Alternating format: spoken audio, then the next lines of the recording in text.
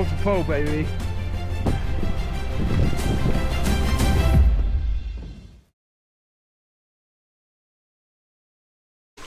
Morning, so I am in Punta Arenas.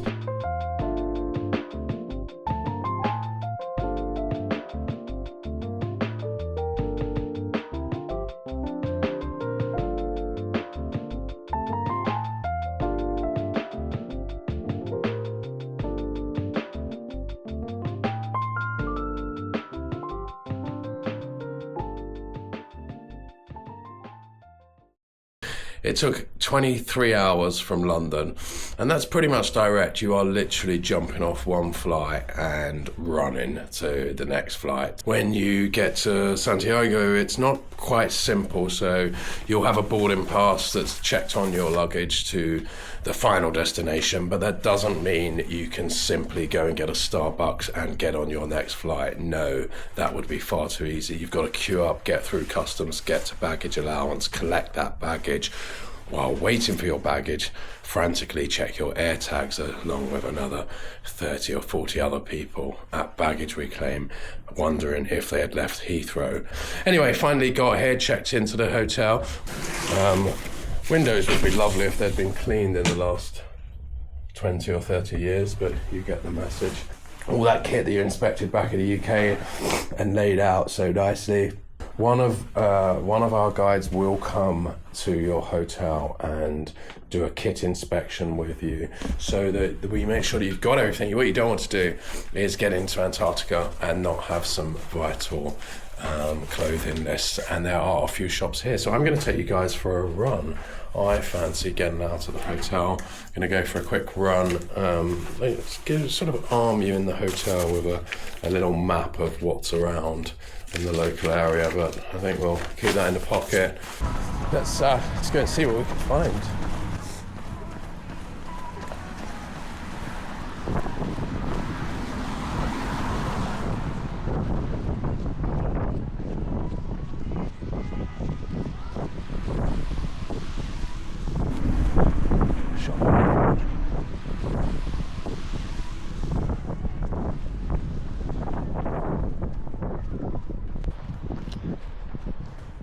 Mountain house. Clearly not open yet, but I swoop back here. There you go, 10 AM, just to see if I can get a bracket. Looks really quite cool. I'm sure it'll be pretty busy today. Little building, hostels. And I was surprised to see, you know, people obviously doing their own things, going off to see the penguins. Some just travelling along the streets. I think this is the electronic shop today. Eyeglasses, as my American friends like to say. You know, plug adapters. Carabiner clips, padlocks for bags, the usual stuff. Oh, fancy doing a podcast while you're here. Podcast mics.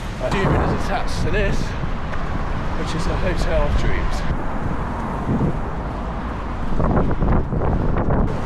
Obviously Punta Arenas is known for its sandiness. Some dude pointing towards the hotel. We've got to have sign telling you where you are.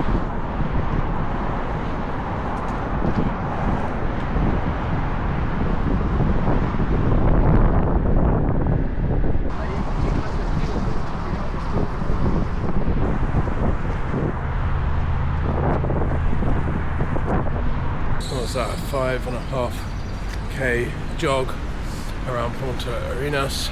It's not a bad thing to do, even if you're not really a jogger. Just get out for a walk, find where everything is, because now I get to, this is the main square, I get to go and eat some food, have some breakfast, and then head off, try and find a bracket for the Insta 360, and also do my gear check again later on. I'm bound to have forgot something.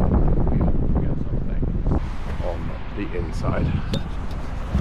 So I'm not really into visiting old ruins and statues and stuff for some reason, but how can you avoid this one? Statue of Magellan. And people are told that you must rub its foot if you want to return home. And considering it's the first week of December, and I'd like to return home in time for Christmas and alive to see my children from my trip to the South Pole, I thought I'd better come and give it a go. So here goes.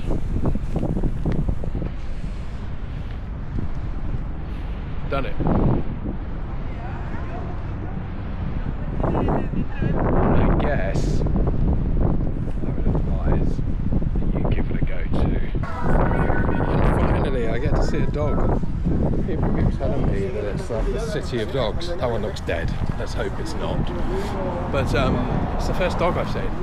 I've walked probably 25 kilometers today, and it's the first dog I've seen. So anybody who tells you they come to Punta Arenas and surrounded by dogs, oh, that place is so tempting right now.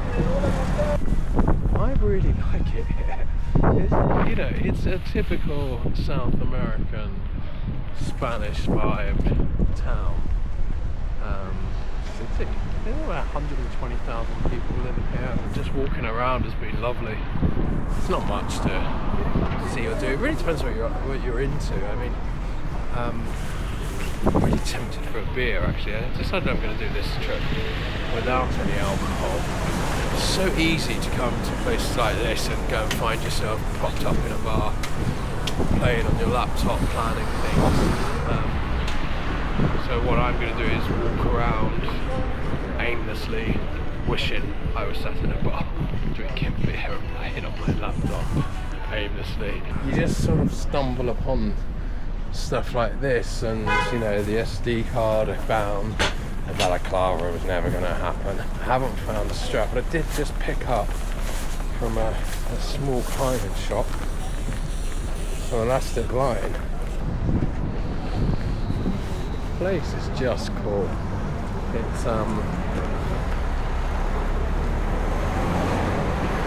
so charming is the best way to describe it. That mountain houses are brilliant. Shop.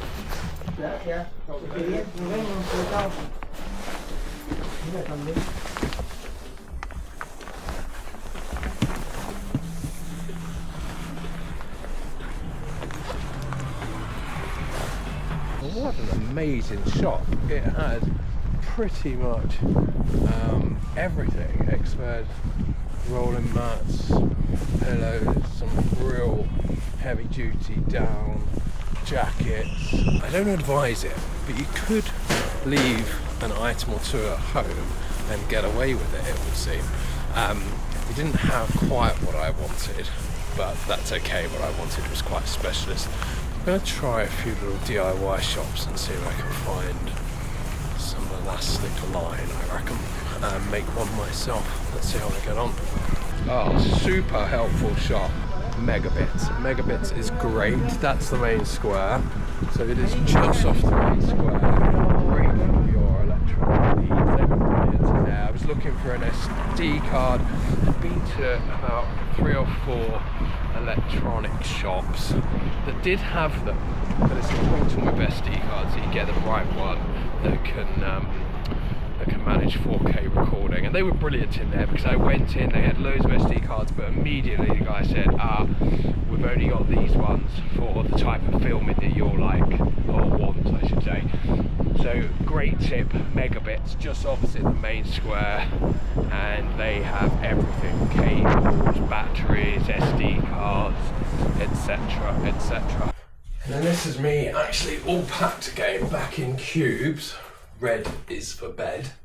Another thing that's quite useful to remember is for most people, you'll be picking up your boots when you're in Punta Arenas, which means that if you've come out with quite a packed bag, you're likely to not fit everything in. So do be careful of that. When you fly into Antarctica, you arrive and guess what? It's bloody cold. So you don't want all your warm stuff in this bag. It's one to consider. And the most impractical things ever are these bloody things. Really necessary for drinking, even more necessary for when the water has to come out the other end. We are, oh look at that, loads of room. So another tip, stuff these things down like that, and then if you've got any last minute things, stuff them straight in. That is going to be collected tomorrow to make its way to the airport. And how did I forget this? I just realised I forgot to show everyone. I just couldn't do it.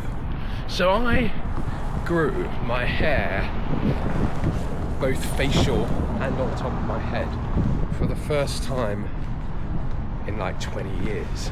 But I grew it for 3 weeks leading up to getting here. And I've had it itching my face and driving me mad all week, thinking, oh, should I just go and get it cut off?